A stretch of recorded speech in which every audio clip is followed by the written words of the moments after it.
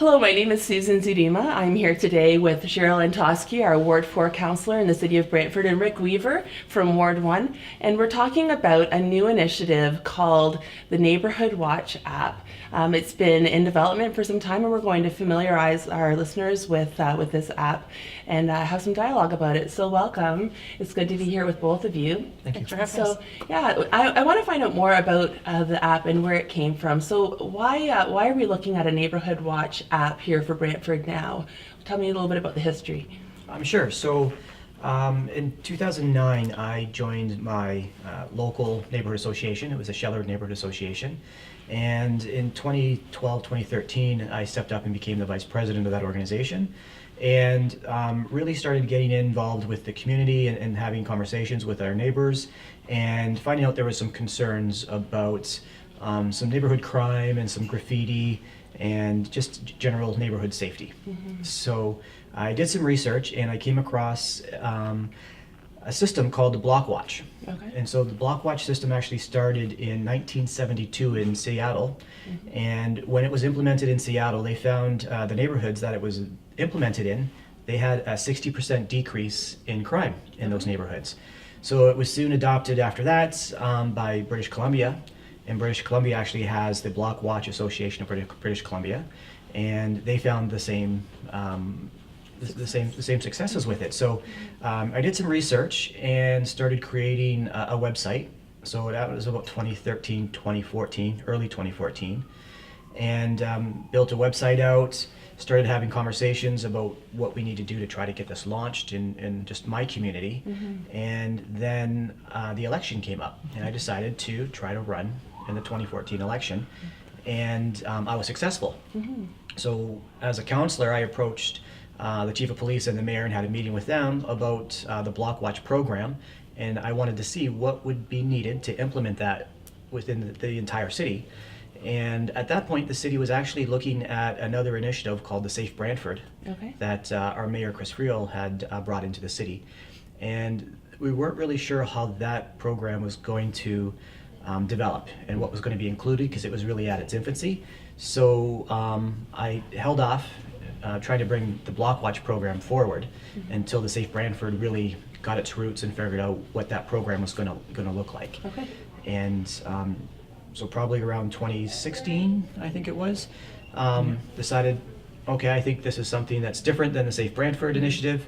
Let's get this rolling. So I decided to start finding similar-minded people. So, of course, Councillor Antoski was the first person I went to, and we reached out to other councillors and reached out to the police and made contact with Officer Crawford. Mm-hmm. I met with him, and he was on board, and he was actually looking at something very similar. Officer Crawford with the Brantford Police? Yes. Okay, so is this a joint initiative with the city and the police? Tell me who's involved. Really what we want to do is make it a grassroots initiative. Okay. So we don't really want the city to be in charge of this initiative. We really want it to be something owned by the public and utilized by the public to assist with them. We just need some city folks to help us get it off the ground, and obviously the police to be on board, just to make sure that the information we're providing in the app and the website are consistent with what their initiatives are. So maybe we should back up and talk about what the app will do. What is this going to add to our neighborhoods and our communities in terms of increasing the level of safety? How will it work? Cheryl? So I can add more of a community side of this, and probably you can add a little bit more of the technical side of it. I also come from a neighborhood association background, and so what we're looking to do is same thing. Lots of petty theft, concerns of safety, some greater concerns in other areas, and we have the traditional neighborhood watch, and we know that there's pieces of that still are valid today, but the app is something that modernizes it. It's for a community that is very busy, that doesn't have time to necessarily be walking the streets and have eyes on the streets, or maybe are concerned about being in the middle of something that makes them uncomfortable, they can do it safely from their app. They can communicate with their neighbors. They can communicate however that ends up integrating with the police and what works for their facilities. So I think it's a great addition to safety, to building community, and meeting our neighbors much in the way that we do now anyways, which is online. We along with the other initiatives that the neighborhood associations and other groups do in terms of getting back to, if you know the people, if you know Mrs. Smith lives in house A, you're not going to rob Mrs. Smith because you know her name, you know who she is. And so I think that there's some very simple pieces to this that we need to get back to, and the app is the perfect fit that allows us to modernize it and to work well with our younger generation, where they're doing everything from the palm of their hand anyways. So much has changed in the communities. We're not sitting on our front steps anymore, and yeah, we're all online, so it's a great fit. So let's talk about scenarios where you might use the app. If I were walking my dog and I saw somebody that I thought looked out of place, doesn't belong in my neighborhood, what would I do? Would I use the app for that? If I thought this group looks sketchy, or I see them hanging out and I've never noticed them before, would that be something that I would perhaps use the app? Or when would be an appropriate time to I think that's a good example. What we want to be careful of is that we're not kind of false identifying things. We don't want to create a scenario where everybody gets fearful of all the possibilities. So part of that is are the conversations that go on with the app development and the police, and how do we do this so that it maintains its positivity as an opportunity rather than something that has unintended consequences. And I think, Rick, you can probably answer a bit more to that as well in terms of situations. Sure. So the way we see the app at this point is it's really twofold. So it's a place for information, and it's a place for reporting. So for instance, if I'm walking through one of my local trails and I see a needle, what do I do about the needle? I would be able to go into the app, type in needle, and it would bring me to the information page about what's to be done by the public, and it would tell me what number I need to call. With an app, I'd be able to actually pinpoint the area, the exact area of where it was found, and if I didn't feel comfortable touching the needle, I would be able to alert the health unit and have them be able to come out, hopefully right away to deal with that finding. And that would sort of be the informational process of it. But then really, if you're walking through the neighborhood, you know who your neighbors are, you know what vehicles they have, and you find a car that's been there for quite some time, that might be something you might want to report, just to find out if perhaps it's a stolen vehicle that's been left there, or perhaps somebody's just having some trouble and you want to find out. So you would be able to, using the app, using what we're hoping to have a drop-down menu, go through a bunch of scenarios. Okay, there's a car on the street, I'm not sure whose it is, and we would be able to report that. And then ideally we would like the app to be able to report it directly to the police, so you don't have to actually make that phone call. It's done on the app. What about times when you would call the police? So I suppose there's a place for using the app if something isn't of immediate consequence, but you would still call 911 or the local police if there's an emergency or if something is very time sensitive. Is that correct? Yes. So the police already have that technology. So if I call 911 on my cell phone, they're going to be able to figure out where I am in short order, and that's in place for my safety. So there is technology already out there. This is just really taking that technology to the neighborhood level and trying to use it to our advantage. Okay, good.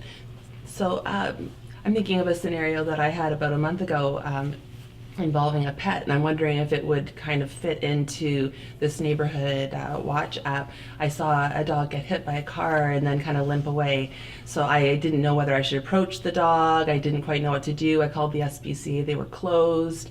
I called the police, and they got me in touch with the pager for the SPCA, but I'm thinking that call to the police probably was one of the things that this app is hoping to avoid, is needless calls to the police to be the operator, right, in situations like that. And I think you'll see it evolve continually as new situations come up. You know, somebody will say exactly what you've just told us, and we say, well, we need to add information into the portal so that people know where to go for that, because there's hundreds of different reasons that you want to connect with your community, or that you want to help, or that you are concerned about. So I think that it will be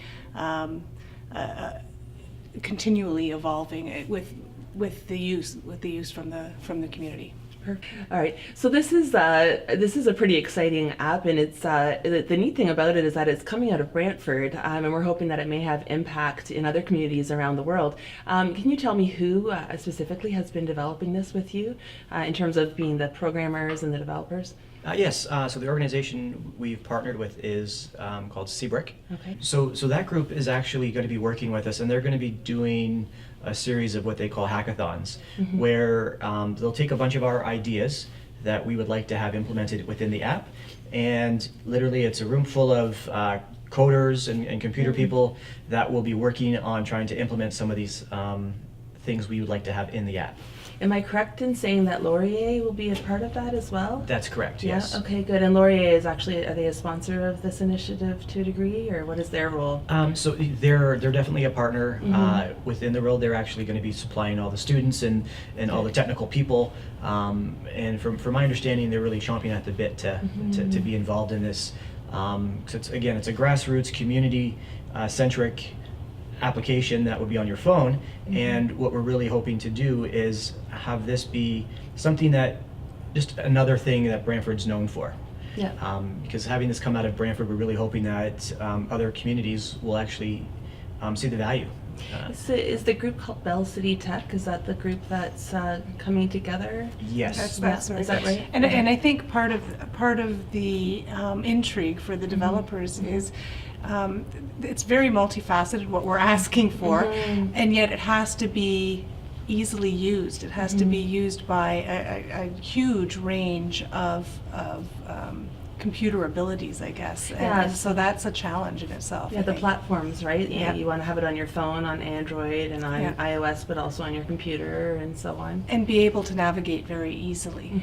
We've got all levels of, we've got people who are really comfortable on their cell phones and on their computers, to people who have the very basic knowledge. So if you can make it as close to point and click and as possible, and still have all of this information accessible and usable on there, then that's we're asking a lot. That's what we're looking for. I know, but these are the things we have to think about now, because there are so many different entry points. Is there a thought too about having a telephone?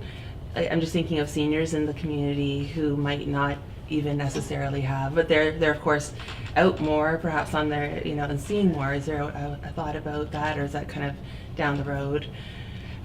From the app perspective, you mean? I mean, the app is always going to be an opt-in, and those who aren't comfortable with it are probably more involved in the other community development or community safety elements of a block watch program, sitting on their front porch, going to local potlucks. And some I had a woman in my neighborhood said, "No, I'm quite happy to have you folks do the app. I'll bring my potluck stuff." So I think that there's a good augmentation in terms of reaching all of the elements needed from different avenues. The different people, different comfort levels, Yeah. Has there been anything similar to this? I wonder if other communities around, like in North America or in Canada, or is this a brand new idea? Have there been others? There is another app, it's called Block Talk, and that's really focused out in BC. Okay. So it's not available to really anyone outside of that community. So what we really are hoping to do is create something for our community, but then have it generic enough that other communities will then be able to adopt it, and also start using that to try to see that reduction in crime, because a lot of the crime that most neighborhoods will see it's the type of crime that it's opportunistic crime. So somebody is going to be in the middle of the night going up and down your street, checking everybody's car door to see if one's open. If it's open and not locked, because the owner wasn't diligent in securing their belongings, then that car will get broken into, and then that thief is going to go to wherever they go, and he's going to tell all his friends, "I found a car in this neighborhood." So now that neighborhood becomes a target for other thieves in the city. And that's how it starts to become a little bit rampant. So part of what the app is going to be is the educational element, which is going to talk about and help educate people on target hardening. So it's going to teach you to keep your belongings out of, out of sight in your vehicle. Make sure your car doors are locked. Make sure that your home is locked. Make sure that you have proper lighting outside your home. Make sure that your shrubbery around your home isn't blocking any of the windows where someone can hide behind it while they try to get in. There's a whole multifaceted approach to target hardening, and that's one of the exciting things we're looking forward to being able to teach people by using this app. For sure, just a safer mentality. I think before we started recording, you were telling me about the success rates that Block Talk in BC has seen in terms of reduction in crime. Yes, so the Block Watch, so when it started in 1972, it was started in Seattle, and the communities in Seattle that started that, they seen a 60% reduction in neighborhood crime. And again, it's that opportunistic type of crime that they were able to stomp out because of target hardening and being diligent, and also just getting to know one another and really forming that community bond that I think we've kind of lost in today's technology world. And because of that success, British Columbia also adopted it, and they also have seen some great successes using it. Great. So I think it's wonderful that we have counselors who are thinking about how we can use our situation today, our setting in terms of everyone's got their phone. Everything's changed, recognizing and being aware of those changes and how we can use those to improve our community. Can you tell us just a bit about what your role, specifically each of you, has been in promoting and getting this to where we are today, Cheryl? So from my perspective, mine has been less of the technology side of things, which is why I like this addition. Our neighbors, and we've started a Friday night potluck. Nice. Where people come out. We've met neighbors that I've been in my same house 20 years. People are meeting neighbors that live 3 doors down from them, and we know that when you know your neighbors, you reduce crime. We've had a neighborhood recently who opportunistic. We've got a Citizens on Patrol program in town here, and so along with asking the citizens to do some of these target hardening things and the Citizens on Patrol, we've had a huge success in decreasing the calls to police in that area, over 80% in about a 6-month period. So we do know that if we can get people engaged from a grassroots perspective, talking to their neighbors, being out on doing the exact thing that is counterintuitive when you're afraid in your neighborhood, so you want to hide inside. We're telling them that's exactly the exact opposite of what you need to do. You need to be sitting on your porch. You need to be talking to your neighbors. Your neighbors. So from my perspective, it's really been the get together, the real physical piece of it. But we lose a lot of the population by not having the technology piece to it. So I think that's a really, really great fit. So you're encouraging the relationship and the development of the real interpersonal connection and maintaining that, which is important, because then like we were saying earlier, who lives where, what's normal, what the patterns should be in your neighborhood. Yes. And when something's out of place. Good. And Rick, you've been doing more of the technology. Both. I've been doing a little bit of both. Okay. So the technology part, so we have all this great technology that I just don't think we're using to our advantage. Okay. And there's so many people on Facebook, and so many people have phones on them at all times. I think that's really a great opportunity for us to be able to get immediate responses to some of the concerns that people have when they're dealing with community crime. Yeah. So very similar to what Councillor Antoski said, you need to be out there and you need to be involved in your community. One of the things that the app that we've talked about is, so if my home gets broken into, so I would report that to my neighborhood. So now my neighborhood is on watch, and they're all aware that that's happened, and that can help. Because a lot of people have video cameras now. I have a Nest camera that watches the front door of my house. So by telling the neighbors that my house was broken into, maybe my camera didn't pick them up, but perhaps my neighbor's camera did. Okay. And by linking all the homes that do have that type of technology, the chances of getting caught go up drastically. Right. Right. So again, that's simple technology that's in place. I just don't think we've been very good at connecting everything yet, and that's what we're hoping to do with this app. Okay, bringing it all together. Yes. Great. Well, thank you so much for joining us to share what you've been working on. It sounds wonderful. Looking forward to seeing it take off in the near future. Is there a timeline for launching this? When can we hope to see it? Do you have any ideas yet? So when we get to a point where we're ready to start testing the app, we'll definitely be reaching out to people, probably neighborhood associations. So key thing is, if you know who your neighborhood association is, hopefully everyone does, contact them and let them know that this is something you'd be interested in helping with, because that'll be our first point of contact with the community, is the neighborhood associations. Perfect. Okay. And I assume there'll be some sort of media release as well. That we'll find out about it on social media, and that it's coming, that it's here. Yeah, we'll want to let everybody know about it once we're ready to Absolutely. run, because they're certainly going to need some pilot sites and work out any kind of glitches or things that we need to add or change, and then do a full hard launch. Perfect. Well, we have Councillor Cheryl Antoski and Councillor Rick Weaver here with us today, and we thank you for your time, and look forward to hearing more as this project is released in hopefully the near future. It's been a Thanks very pleasure. much. Thanks for having us. Yep, thank you very much.